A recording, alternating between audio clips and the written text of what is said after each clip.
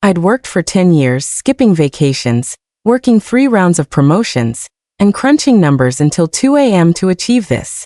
My $960,000 home in a desirable Denver suburb wasn't just 4 bedrooms and 3 bathrooms.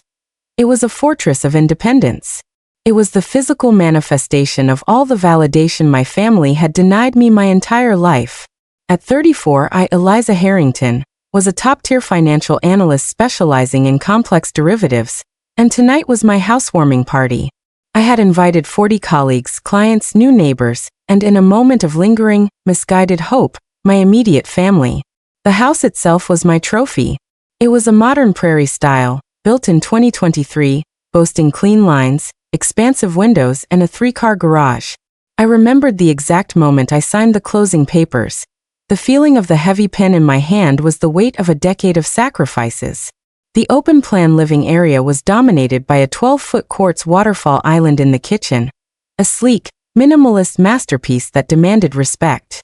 The floors were polished white oak, the walls painted a sophisticated, almost imperceptible gray, called cloud cover. This house was silence, order, and control, everything my upbringing had lacked. The party was a professional triumph. The air was filled with the low, confident hum of high earners, the gentle clinking of stemware, and the scent of expensive wine and gourmet food.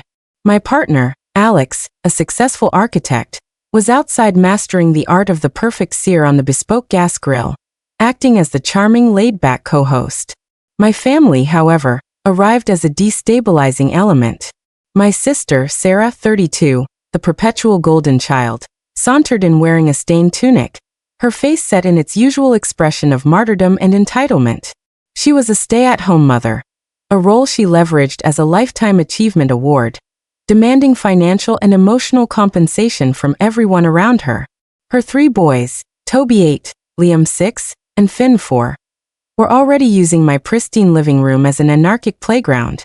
I watched with mounting dread as Toby, oblivious to the $15,000 restoration hardware sectional, attempted to wipe a smudge of chocolate from his cheek onto the ivory linen upholstery. My mother, Deborah, 60, immediately initiated her customary passive-aggressive audit. She cornered me near the built-in wet bar, sipping her Pinot Grigio with an air of superior distaste.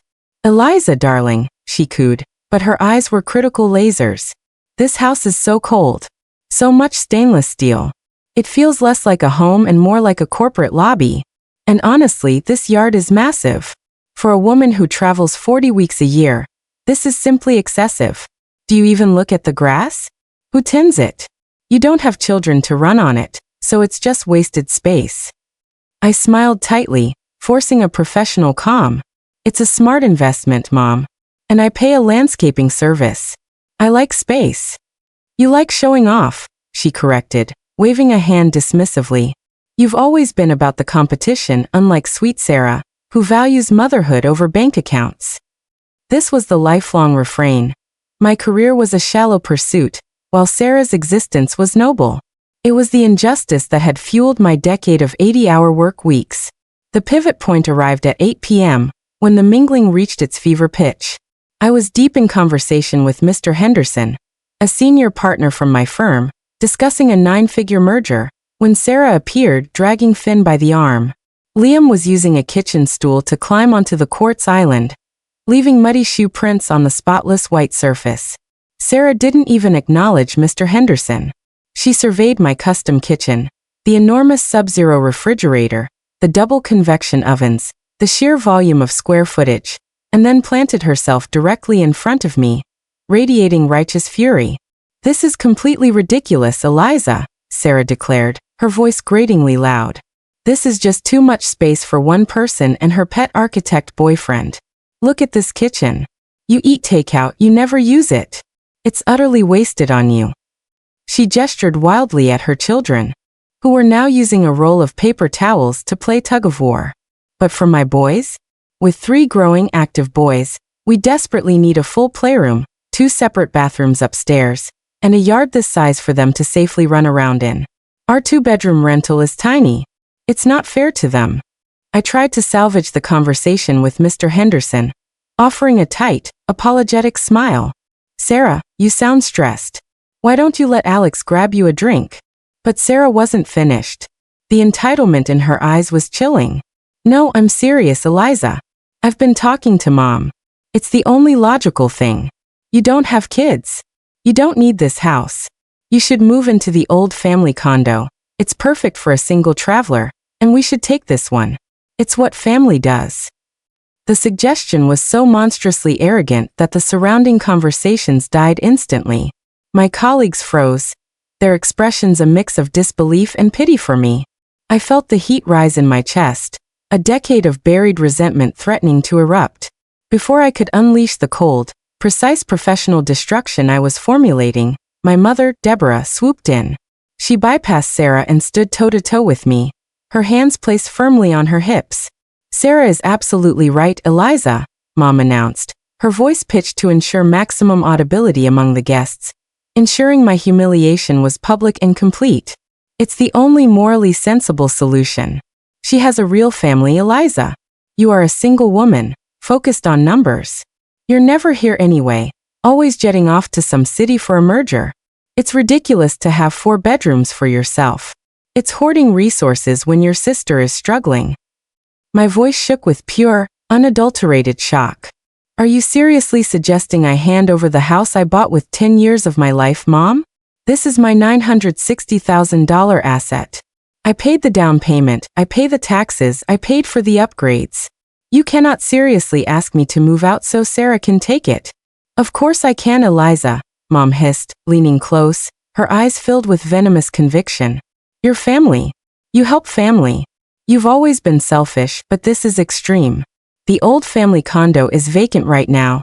It's perfect for you. It's smaller, lower maintenance. You can use it as a base when you're in town. It's an upgrade from your old apartment anyway. Pack your clothes, just your personal essentials, and leave the house ready for Sarah to move in next week. You don't need any of this furniture. We'll discuss the transfer of the equity, maybe a small stipend for you, but honestly, it's fair compensation for the children's well-being. The explicit command, pack your clothes and essentials, delivered in front of the most important people in my professional life, was the point of no return. It was an attempted public seizure of my entire identity, a declaration that my life's work was disposable. It was in that moment that all the pain, the slights, and the injustice crystallized into a singular, icy resolve. A profound, supernatural calm descended. The kind of calm that precedes absolute, unmitigated destruction. I looked away from my mother's hateful face and surveyed the room. My house, my guests, my life. They had made a fatal error. They had mistaken my silence for weakness. I reached into the inner pocket of my tailored blazer, not for my phone or my keys, but for a meticulously prepared, folded document I had carried with me for 3 agonizing, strategic weeks. My grandfather, George A. Harrington, the true financial backbone of the family, had passed away 3 months ago. He had witnessed the financial dependence and calculated entitlement of my mother and sister for decades and had, years ago, made a critical, private decision that only I was privy to. That's a lovely suggestion, Deborah, I said using her first name, cutting off her maternal authority completely. My voice was suddenly louder, clearer, and unervingly steady, amplified by the total silence of the now frozen party. It's a shame you feel the need to use my hard work to compensate for Sarah's lack of accountability. Because if you want to talk about property, packing up, and financial transfers, we certainly can. I unfolded the document with a sharp, deliberate snap, holding up the heading for all to see. Last Will and Testament of George A. Harrington. The formal, legal font seemed to glow under the recessed lighting. As you both know, Grandfather passed 3 months ago. He left behind a substantial estate, conservatively valued at over $7 million, in liquid assets, trust funds, and property, including the rental condo you so generously offered me.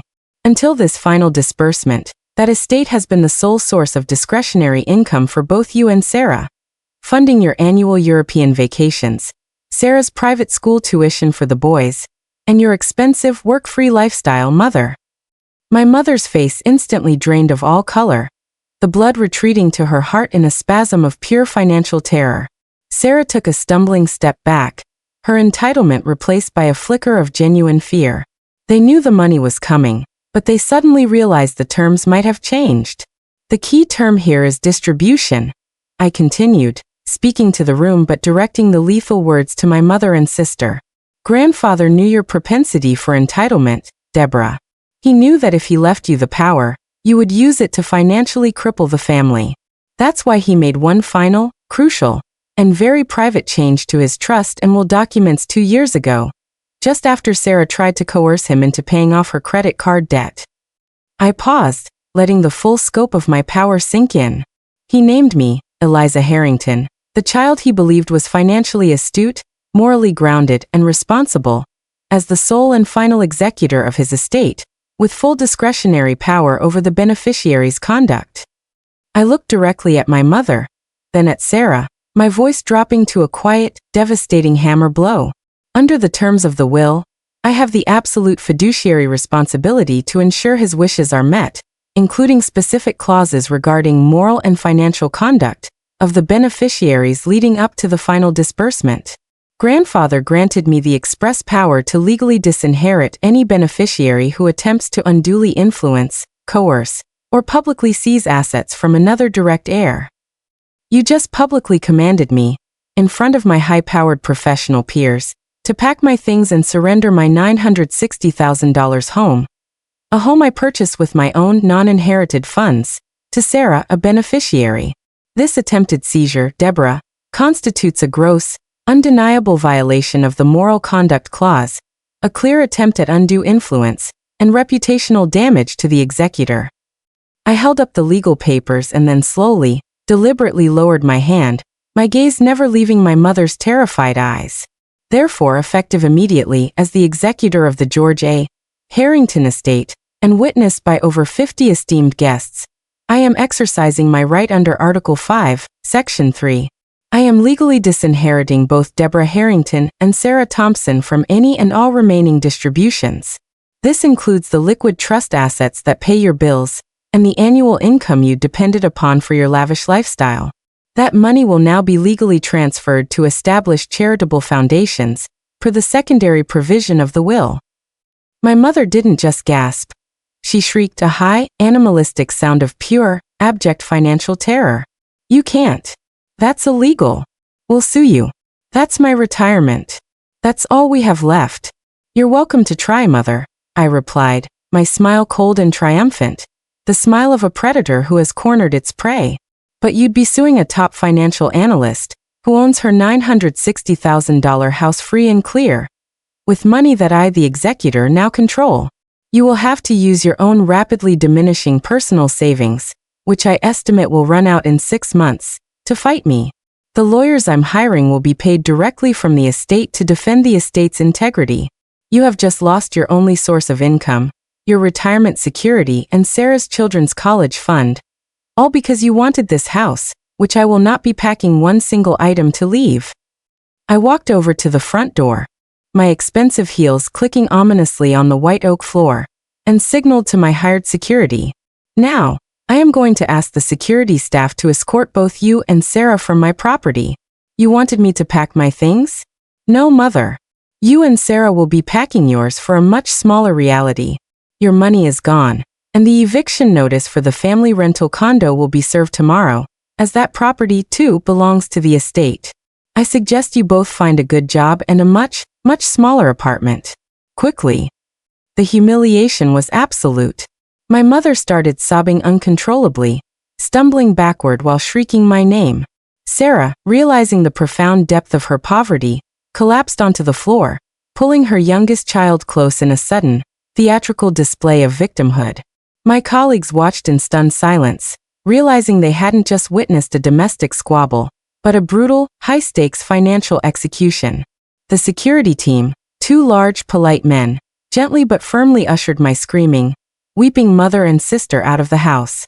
I watched the golden child vanish down the driveway, leaving behind nothing but the silence of my reclaimed victory and the lingering smell of her cheap perfume. I closed the door. The sound was definitive. I turned back to the room, where my guests stood motionless, their faces reflecting awe and shock. I picked up my wine glass, raised it high, and smiled, a genuine, unburdened smile. Thank you all for witnessing my housewarming. I said, my voice rich with finality and triumph. The celebration of true independence starts now. Let's pour another round.